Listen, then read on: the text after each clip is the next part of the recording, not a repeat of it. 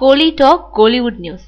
கார்த்தி ஜோடியா ஸ்ருதி ஹாசன். கார்த்தி நாகார்ஜுனா 2 பேரும் நாயகர்களா நடிக்க தமிழ் தெலுங்குல வம்சி படிப்பள்ளி இயக்கத்துல உருவாக இருக்கும் படத்துல ஸ்ருதி ஹாசனை கதாநாயகியா நடிக்க வைக்க பேச்சுவார்த்தை நடந்துகிட்டு இருக்கான்.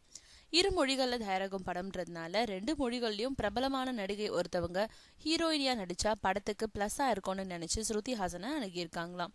ஸ்ருதி ஹாசன் இதுக்கு முன்னாடி நாகார்ஜுனா, கார்த்தி ஆகியோரோட நடிச்சதில்லை. அதனால இந்த புது காம்பினேஷன் அமைஞ்சா அது படத்துக்கும் பக்கபலமா இருக்கும்னு எதிர்பார்க்கலாங்களாம். ஸ்ருதி ஹாசன் இப்போ சில ஹிந்தி படங்கள்லயும் விஜய் படத்துலயும் நாயகியா நடிச்சிட்டு இருக்காங்க. மகேஷ் பாபு ஜோடியா ஒரு தெலுங்கு படத்துல சில நாட்கள் மட்டுமே நடிச்சிருக்காங்க.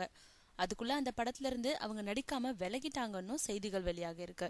விஜய் படத்துல நடிக்கிறதுனால அதுக்கு முக்கியத்துவம் கொடுத்து மகேஷ் பாபு படத்துல இருந்து விலகிட்டாங்கன்னு ஆந்திர மீடியாக்கள் செய்தி வெளியிட்டு இருக்காங்க. ஆனா அது பத்தி இது வரைக்கும் அதிகாரப்பூர்வமா எந்த அறிவிப்பும் வெளியாகல.